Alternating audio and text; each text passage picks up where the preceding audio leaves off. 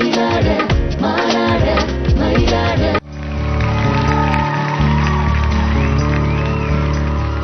back. You're watching Manada Mailada season 6.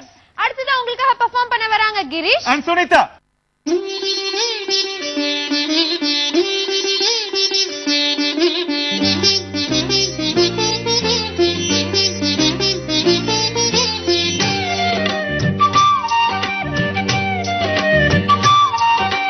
தென்பாண்டி தமிழே என் சிங்கார குயிலே, தென்பாண்டி தமிழே என் சிங்கார குயிலே, இசை பாடும் ஒரு காவியம் இது ரவிவர்மாவின் ஓவியம், பாசம் என்னும் ஆலயம் உனை பாட வேண்டும் ஆயிரம்.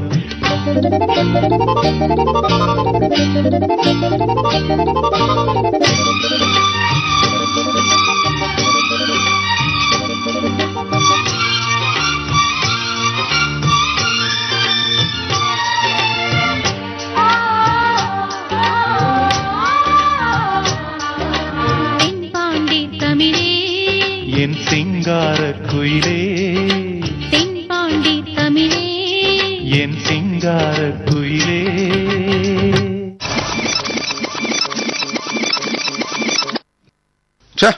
அதான் நான் பார்த்தேன், இவ்வளவு பாசமா இருக்குது. ஐயோ, இந்த அடுப்போட மல்லு கட்டியே என் வாழ்க்கை முடிஞ்சிடும் போல இருக்கே. ஏய் சூடா ஒரு காஃபி கூடண்டி. கொஞ்சம் பொரியா, இப்பதான் அடுப்பு பத்த வச்சிருக்கேன், போட்டு தரேன். ஒரு வாய் காஃபி தானே கேட்டேன், இதுக்கு போய் இப்படி சலிச்சுக்கிற. சரி விடு. நீ என்ன எனக்கு கேஸ் ஸ்டவ் வாங்கி கொடுத்துருக்க உடனே போட்டு கொடுக்கறதுக்கு? 4 நாள் இந்த அடுப்போட மல்லு கட்டி பாரு, அப்ப தெரியும் உனக்கு. என்னமோ நீ மட்டும் தான் குடும்பத்துக்காக உழைக்கிறமா அழுத்துக்கிற, நானும் தாண்டி மாடுமா உழைக்கிறேன். நீ கஷ்டப்படலன்னு இப்ப யாரையா சொன்னது? ஒரு கேஸ் ஸ்டவ் வாங்கி தானே எவ்வளவு வருஷமா நானும் உனக்கு கேக்குறேன், வாங்கி தந்தியா நீ? நான் என்னடி வச்சுக்கிட்டு அடி வஞ்சனை பண்றேன், சம்பாதிக்கலாம் சாப்பாட்டுக்கே சரியா இருக்கு, நான் என்ன பண்றது? ஆமா, நம்ம குழந்தை அபியங்க? அவளா? அவ பக்கத்துல யார் வீட்டுலன்னா டிவி பாத்துட்டு இருப்பா. ஏன் பக்கத்து வீட்டுல டிவி பார்க்க அனுப்புற நீ? ஆமா, இவர் பெருசா கலர் டிவி வாங்கி கொடுத்துட்டாரு, பொண்ணு வெளியே போனா கேக்குறாரு, கேஸ் ஸ்டவ் வாங்கி கொடுக்கவே வக்கில்ல. போதும் போலமா ஆரம்பிச்சிட்டியா? எல்லாத்தையும் கண்டிப்பா ஒரு நாள் வீடியோ காலம் பொறுக்கண்டி. தினம் தினம் பொழுது விடியதை தவிர நம்மள மாதிரி ஆளுங்களுக்கு எல்லாம் வாழ்க்கை விடிற மாதிரி தெரியல.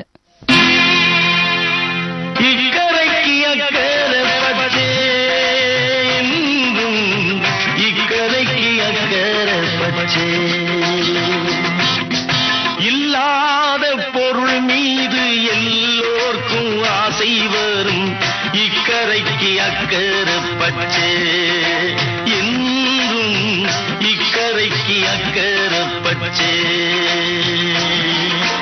என் வீட்டு கண்ணாடி என் முகத்தை காட்டவில்லை, இக்கரைக்கு அக்கறை பச்சை என்றும், இக்கரைக்கு அக்கறை பச்சை.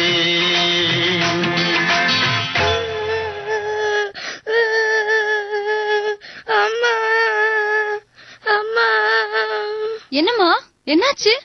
ஏன் அழுற?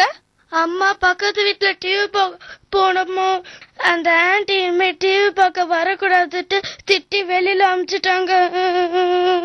ஏய் இங்க வா, டிவி பார்க்கலாம் உயிரா போயிடும். எதுக்கு கண்ட வீட்டுலாம் போயிட்டு கேவலப்பட்டு வர? இதுக்கு ஒன்னும் குறைச்சல் இல்ல, எனக்கு தான் கேஸ் ஸ்டவ் வாங்கி தர துப்பு இல்ல, குழந்தை பாக்குறதுக்காவது ஒரு டிவி வாங்கி தரலாம்ல. இல்லடி, நம்ம ஏழைங்களுக்கு எல்லாம் இந்த மாதிரி விஷயம் கனவா தாண்டி இருக்கும். கவலைப்படாத ராமசாமி, நம்ம கனவுல இப்ப நனவா போகுது. என்னம்மா நீங்க சொல்ற? கனவெல்லாம் நனவாக போகுதா? ஆமாப்பா, நீ இன்னைக்கு டீகல்ல பேப்பர் படிக்கலையா? எனக்கு எங்கப்பா பேப்பர் படிக்க தெரியும், பார்க்க தான் தெரியும். நம்மள மாதிரி ஏழைகள்லாம் கலர் டிவியும் கேஸ் ஸ்டவும் இலவசமா தரதா நம்ம தலைவர் கலைஞர் ஐயா சொல்லியிருக்காரு. சூரியன் கிழக்கால வந்ததும் இருட்டு இருந்த இடம் தெரியாம போன மாதிரி நம்ம தலைவர் கலைஞர் ஐயாவால நம்மளோட கவலை எல்லாம் தீரப்போகுதுன்னு சொல்லு. நம்ம எல்லாரும் ஒரு பக்கம் நின்னா தலைவர் கண்டிப்பா நம்ம பக்கம் எப்பவுமே இருப்பார். நமக்கு நல்லது செய்யறவங்கள நம்ம விட்டு கொடுத்துருவோமா என்ன? சரியா சொன்னடி.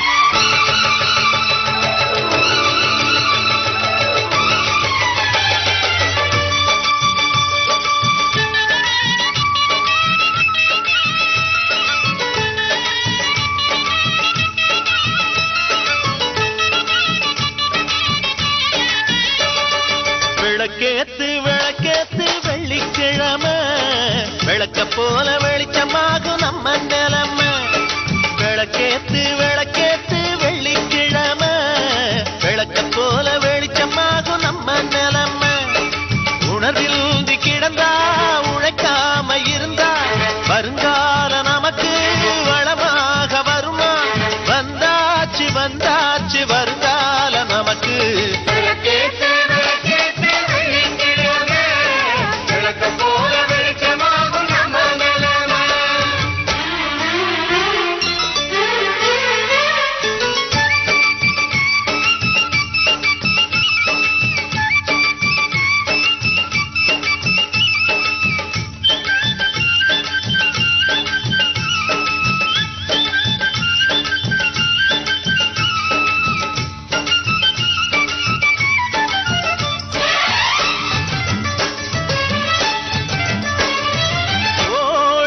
நதி போல மனசிருந்தா அது சேர்ந்திடும் இடமெல்லாம் செழித்திருக்கும்.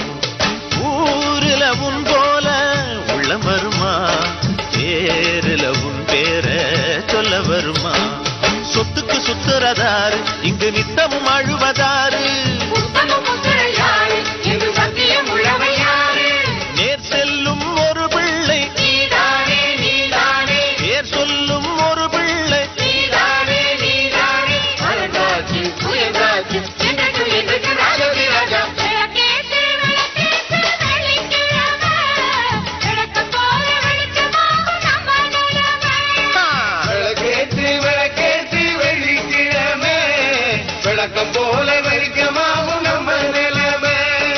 உணர்வில் கிடந்தா உழைக்காம இருந்தா வருங்கால நமக்கு வளமாக வருமா? வந்தாச்சு வந்தாச்சு வருங்கால நமக்கு.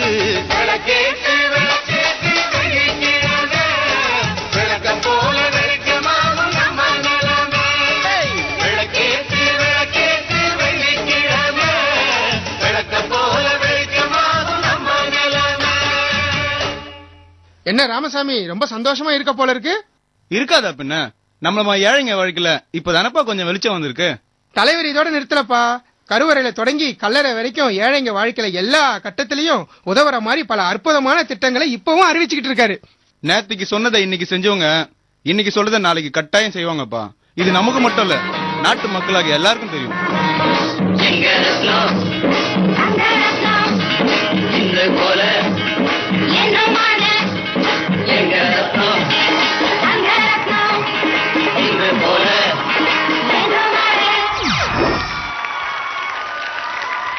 கிரீஷ், சுனிதா, கொரியோகிராஃபர் சந்துரு. அதாவது கஷ்டப்பட்டவங்க டிவிக்கும் கேஸுக்கும் இஷ்டப்பட்டதுனால அவரு கஷ்டப்பட்டு இதெல்லாத்தையும் அவங்களுக்காக செஞ்சு கொடுத்தாருங்கிறது ரொம்ப அழகா காமிச்சீங்க. சுதா மேடம், இந்த உங்க இந்த கோரியோகிராஃபி பார்க்கும்போது இன்ஃபேக்ட் நம்ம ரிஃப்ளெக்ஷன் என்னன்னா நம்ம வாழ்க்கையில பட்ட சில கஷ்டங்கள் அது எல்லாமே ஞாபகத்துக்கு வந்துருச்சு. ஏன்னா உண்மை எனக்கு நடந்திருக்கு. இந்த நான் சின்ன சந்திரோ எதுக்கு இந்த கான்செப்ட் எடுத்த அதுக்கு சொல்லு. நான் இந்த சம்பவம் எனக்கு நடந்திருக்கு. நான் பக்கத்து வீட்டுல டிவி பார்க்கும்போது படம் போடுவாங்க, அது எட்டனா. அப்போ என்ன அம்மா படம் எல்லார் வீட்லயும் படம் பார்த்துட்டப்ப என்ன ஒரு வீட்டுல வந்து தெத்து விட்டாங்க. என்ன எட்டனை தனி படம் பார்க்கணும்னு. அப்ப எனக்கு கஷ்டம் இருந்தது எனக்கு. அப்போ இப்ப நீங்க சொன்னீங்களே சந்துரு உங்க லைஃப்ல இப்படி நடந்திருக்குன்னா என் வாழ்க்கையில இப்படி ஒரு சம்பவம் நடந்திருக்கு. ஏன்னா பக்கத்து வீட்டுல எவ்ரி சண்டே தான் படம் போடுவாங்க. சரி, அந்த படம் பாக்குறதுக்கு, ஏன்னா மண்டே டு சாட்டர்டே யாரு வீட்டுல அலோவே பண்ண மாட்டாங்க டிவி பாக்குறதுக்கு. கரெக்டா ஒரு 5:30 மணிக்கு நாங்க எல்லாரும் போய் அங்க நிப்போம். அங்கிள் படம் ஆரம்பிக்க போறது அங்கிள், ப்ளீஸ் எங்களை உள்ள விடுங்க, எல்லாரும் வரணும், யாரும் சோஃபா மேல உட்கார கூடாது, எல்லாரும் கீழே தான் உட்காரணும். சோ அப்படி போய் ரொம்ப பாவமா நாங்க எல்லாம் கீழே போய் உட்காருவோம். கரெக்டா 7:30 மணிக்கு அவங்க சாப்பிடுவாங்க. அப்பதான் நியூஸ் வரும். சரி எல்லாரும் கிளம்புங்க, எங்களுக்கு எல்லாம் சாப்பிடணும், நாங்க சாப்பிட்ட அப்புறம் நாங்க மறுபடியும் கூப்பிடுவோம், அப்ப நீங்க எல்லாரும் உள்ள வாங்கன்னு. அது ஒரு 20 மினிட்ஸ் நாங்க எல்லாரும் வழி நிப்போம். எப்படா கதவு திறக்கும், அடுத்த படம் இன்னும் நாங்க எப்ப பாப்போம்னு.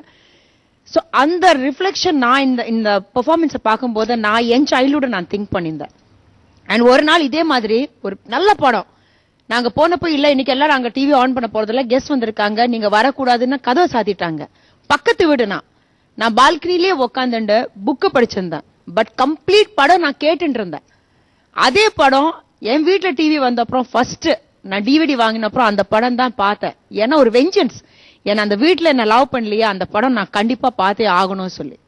சோ இது மாதிரி நீங்க சொல்ற சில விஷயங்கள் நாங்களும் அதெல்லாம் எக்ஸ்பீரியன்ஸ் பண்ணியிருக்கோம். ஏன்னா நாங்க எல்லாருமே மிடில் கிளாஸ் ஃபேமிலி தான். இன்னைக்கு கிரீஷ் அண்ட் சுனிதா நீங்க 2 பேரும் ஆடும்போது எங்கேயோ நம்ம அப்பா அம்மா பட்ட கஷ்டங்கள் அது ரொம்ப கிளியரா வந்துருச்சு. ஏன்னா ஒரு டிவி நாங்கெல்லாம் ரொம்ப சிம்பிளா சொல்லுவோம், என்னப்பா அவங்க வீட்டுல டிவி இருக்கு, ஒரு டிவி வாங்க கூடாதான்னு. பட் அவங்க படுற கஷ்டம், அந்த வர அவங்க இன்கமே ஒரு 500 ரூபாய், அதுல இருந்து ஒரு 200 ரூபாய் வீட்டுக்கு அனுப்பி ஊருக்கு அனுப்பி அந்த 300 ரூபாயில அவங்க குடும்பத்தை நடத்தியிருக்காங்க. சோ பசங்க மாதிரி நம்ம எல்லாம் ரொம்ப சிம்பிளா பேசுறோம். But you know as a family அப்பா அம்மா எவ்வளவு கஷ்டப்படுறாங்க. எக்ஸ்பீரியன்ஸ் பண்ணிருக்கேன் மேம். எக்ஸாக்ட்லி. அது அந்த எக்ஸ்பீரியன்ஸ் நீங்க பண்ணது இன்னைக்கு உங்க பெர்ஃபார்மன்ஸ்ல தெரிஞ்சது. சோ ஆஸ் ஆக்டர்ஸ் எங்களுக்கு கிடைச்ச ரெகக்னிஷன். ஏன்னா இந்த டெலிவிஷன் படம் பார்க்கணும்னா தியேட்டருக்கு போனோம், ஆனா டெலிவிஷன் ஒரு வீட்டோட பெட்ரூம்க்கே போயிடுச்சு. சோ எல்லாருமே எங்களை பாக்குறாங்க, எங்க எஃபர்ட்ஸ் அவங்க பாராட்டுறாங்க. சோ இதுக்காக ஐ திங்க் டெஃபினட்டா கலைஞர் சார் அதை சொல்லணும். இது மாதிரி அவர்னாலதான் எங்க மாதிரி ஆர்டிஸ்டுக்கு சிட்டி லெவல்ல மட்டும் இல்ல, வில்லேஜஸ்ல, ரிமோட் வில்லேஜஸ்ல எங்களை ரெகக்னைஸ் பண்றாங்கன்னா அதுக்கு நன்றி அவர்கிட்ட தான் சொல்லணும். Mumtaz ma'am, your comments. ரொம்ப அழகா இருக்கீங்க சுனிதா அண்ட் கிரிஷ். இந்த மிடில் கிளாஸ் கெட்டப்ல சிம்பிள், ரொம்ப அழகா இருக்கு பாக்குறதுக்கு. சந்துரு, இந்த பெர்ஃபார்மன்ஸ் பத்தி நான் ஒரு சொல்லிட்டே ஆகணும். Crisp, neat. சின்ன சின்ன ஆசை எல்லாருக்கும் இருக்கும்.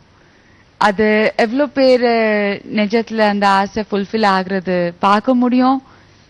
நிறைய பேருக்கு அது சான்ஸ் கிடைக்காம போகுது.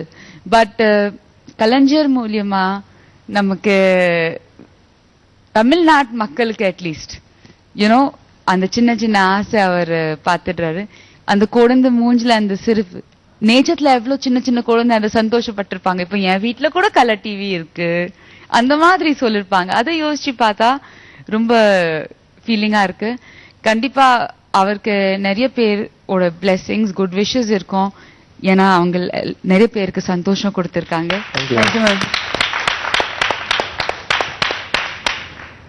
கலா master. Girish and Sunitha and Chandru, அதாவது இந்த டாபிக் உங்களுக்கு பண்றது ரொம்ப கஷ்டமான விஷயம். ஏன்னா இது ஒரு ஸ்டோரி போர்ட் தான் பண்ணி காமிக்கணும். பட் ரொம்ப அழகா பண்ணீங்க. அதே மாதிரி சுதாஜி சொன்ன மாதிரி என் லைஃப்லயும் நடந்திருக்கு. நாங்க விஜயராகாச்சாரி ரோட்ல இருக்கும்போது நானு ஜெயந்தி எல்லாம் சின்ன வயசுல எங்க வீட்டுல டிவி கிடையாது. அப்ப அந்த குழந்தை அழும் போது என்னறியாமே நான் கண்ணு கலங்கிட்டேன். ஏன்னா அப்போ நம்ம வார்த்தையால கலைஞர் இது செய்தார் அது செய்தார் சொல்றதோட நம்ம காமிக்கிறோம் பாத்தீங்களா, அப்பதான் அந்த ஃபீலிங் டச் மனசுல படும். கண்டிப்பா நமது ஒரு விவசாயி மேட்டர் எடுக்கும்போது எவ்வளவு பெரிய விஷயம். கண்ணை மூடி யோசிச்சு பார்த்தா கடன் சாதாரண விஷயம் கிடையாது. அதே மாதிரி ஒரு கேஸ், ஒரு அடுப்பு, ஒரு கேட்டீங்க சீக்கிரம் காஃபி கொடு நீங்க கேக்குறீங்க, ஆனா சீக்கிரம் கொடுக்குற மாதிரியா இருக்கு. சோ அந்த கேஸ் வரும்போதும் எல்லாமே செகண்ட்ஸ்ல நடந்து போகுது. ஒரு நிமிஷமே நம்ம வீட்டுல கேஸ் இல்லைன்னா துடிச்சு போறோமே. சோ அந்த கேஸ் கொடுக்கணும்னு அவர் யோசிக்கிறார் பாத்தீங்களா, அந்த கடவுள் ரூபத்துல அவர் அங்க இருக்கார். அதுதான் பெரிய விஷயம். அவர் விவசாயிக்கு கடன் அடைச்சது சாதாரண விஷயம் கிடையாது. அதே மாதிரி டிவி மேட்டர் நாங்க எல்லாருமே அனுபவிச்சோங்க லைஃப்ல. நான் பொள்ளாச்சியில ஒரு 6 மாசத்துக்கு முன்னாடி ஷூட்டிங் பண்ணிருக்கேன். ஒரு பாட்டி, நான் ஆல்ரெடி சொல்லியிருக்கேன் இந்த எபிசோட்ல, 92 வயசு. அந்த பாட்டி என்ன இப்படி பார்த்துட்டு, நீ தானே மாநாடு மயிலாடுல இருக்க, அதுக்கு கலா தெரியாது, குஷ்பு தெரியாது, நமிதா தெரியாது, நீ தானே மாநாடு மயிலாடுல இருக்க. அந்த பாட்டி எப்படின்னா, டிவில பார்த்தேன். எந்த டிவில பாத்தீங்க? நம்ம தலைவர் கொடுத்தாருமா, அந்த டிவில பார்த்தம்மா. சோ அதோட சந்தோஷம் இருக்கு தெரியுமா, அது பெரிய சந்தோஷம். கிரேட். அந்த மாதிரி பர்சன் நம்ம நினைக்கிறோம். எவ்வளவு ஊர்ல நிறைய தலைவர்கள் இருக்காரு, ஆனா இவரு பண்ண அளவுக்கு யாரும் இருந்த மாதிரி எனக்கு தெரியல. But beautiful concept. ஆனா பெரிய விஷயத்த சின்ன விஷயம் மாதிரி அழகா பண்ணிட்டு போயிட்டாரு கலைஞர். சோ அவருக்கு தான் நம்ம பாராட்டு தெரிவிக்கணும். கண்டிப்பா அந்த கான்செப்டை நீங்க ரொம்ப அழகா பண்ணிருக்கீங்க. பியூட்டிஃபுல். சோ நம்மளாம் வி ஆர் லக்கி தமிழ்நாடுல பிறந்தது. கண்டிப்பா ஆல்ரெடி மும்தாஜ் ஒரு வாட்டி சொன்னா, பாம்பேல பிறந்த ஆனா தமிழ்நாடு தான் வாழ்வு கொடுக்குதுன்னு. So we are lucky. இந்த மாதிரி ஒரு முதலமைச்சரை நம்மளுக்கு கிடைச்சதுக்கு நம்ம சந்தோஷப்படுறோம். டிவிக்காக ஒரு கவிதை எழுதி கொடுத்திருக்காங்க. பொழுதெல்லாம் உழைத்து களைத்திடும் மக்கள் பொழுதினை போக்கிட துணை என்ன இருக்கு, அவர்க்கென உழைத்திட வந்துள்ள என்னிடம் அவர் துயர் தீர்த்திட வழி என்ன இருக்கு, சிந்தித்த தலைவரின் சிந்தனையில் பிறந்தது வண்ண தொலைக்காட்சி பெட்டியில் வாடிய மக்களின் கவலை பறந்தது. நல்ல விஷயங்களாவே பார்த்துட்டு இருக்க இந்த நேரத்துல இப்ப எங்களை மன்னிச்சிடுங்க. இப்ப ஒரு சின்ன பிரேக்.